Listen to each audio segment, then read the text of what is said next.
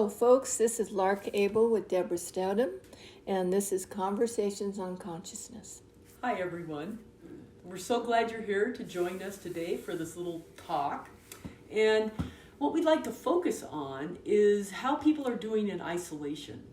And so I've noticed, because I'm out there a lot with people, not out there physically, but out online and this and that, the whole process of starting out, where we started out 6 or 8 weeks ago and where we are now. And one of the things that I find for myself is that when I'm resisting where I am, when I'm unhappy with the isolation and I want it to change and I don't like it and I'm suffering, that the only way I can get out of that is to accept it, is to go back into, oh, it is what it is. What can I do within that statement? It is what it is simply means that you can't change it, obviously, or we all would. So if you make that decision that you can't change it, then still longing to change it is what creates the suffering. That conflict within yourself is what creates the suffering. And so people then, I notice, are coping with depression. I mean, they've got depression, or they feel isolated rather than in isolation. And so when you are feeling isolated, one of the things you can do is start to go within and start to connect with that inner light, with who you really are. Because when you have that, you've got it everywhere. And that's one of the gifts of being in this state where we are of isolation, is to go within. And of course, I'm not saying you shouldn't connect with people however you can and whatever makes you feel good, and however that works within the confines of what you've chosen to do. But within that practice, if you can take some time to meditate, or to be in gratitude, or to see the positives that have come from this. Oh, I'm talking to so-and-so and we haven't talked in years. Or I'm finding more things humorous, or whatever it is for you. Even if you have to dig. Something that I find is that I am so used to being around people, being busy, getting feedback, that when I sit down to do yoga, I want to turn on the music or some sort of video. And now, when I do yoga, I just sit there and connect just with myself, with my body. And sometimes it's kind of scary, but then I get closer, I get more in depth with what I'm doing, and I think that's part of the process, is using that time. That's beautiful, because you're starting to come into the moment, which is the big gift of this. If we can learn how to do this, how to come into the moment and be okay with what's so, just feel the power of that. And what happens when you are in the moment, you get clarity. That's the gift of being still. Instead of not knowing what to do and running around like a chicken, which I'm really good at, it shifts into a consciousness of trust. That's what clarity. And that's what loving yourself does while you're going through whatever you are doing. If you can just go, okay, I'm having a really difficult moment at this time. Am I going to suffer, or am I just going to love myself and just be with it? And in that moment, you have peace. Yes.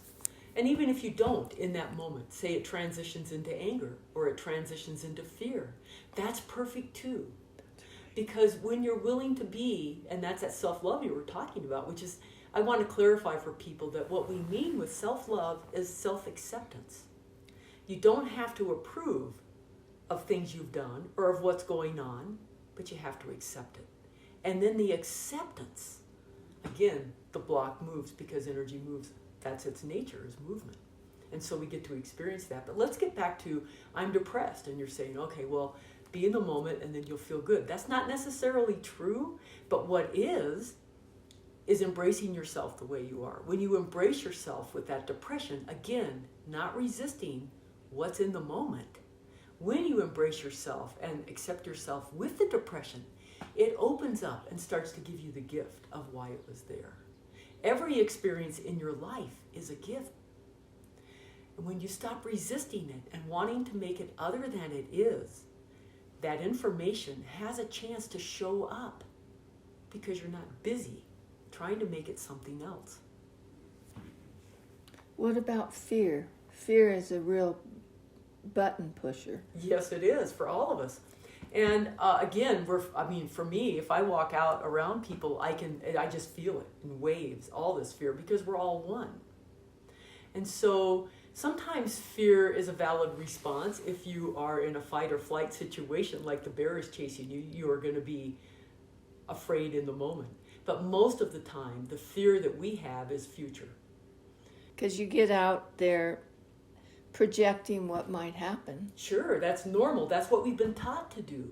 But the problem is our intellectual construct, the mind, doesn't have all the answers. And so because it's limited, it's a structure, an egoic structure that we have created to experience this dimension. So it's limited. And the answers you really seek are the ones that never change. The truth of who you are. And the only doorway to that is being quiet in the moment. However you choose to do that. It might be a meditation. It might be a walk in nature. It doesn't matter what it is. You'll know it when you experience it. And that's what this work is about, is getting people in conversations with their hearts so they can balance that egoic mind and be free. What I would like to leave people with is the understanding that it's perfectly fine to feel whatever you're feeling. Just don't confuse it with the truth.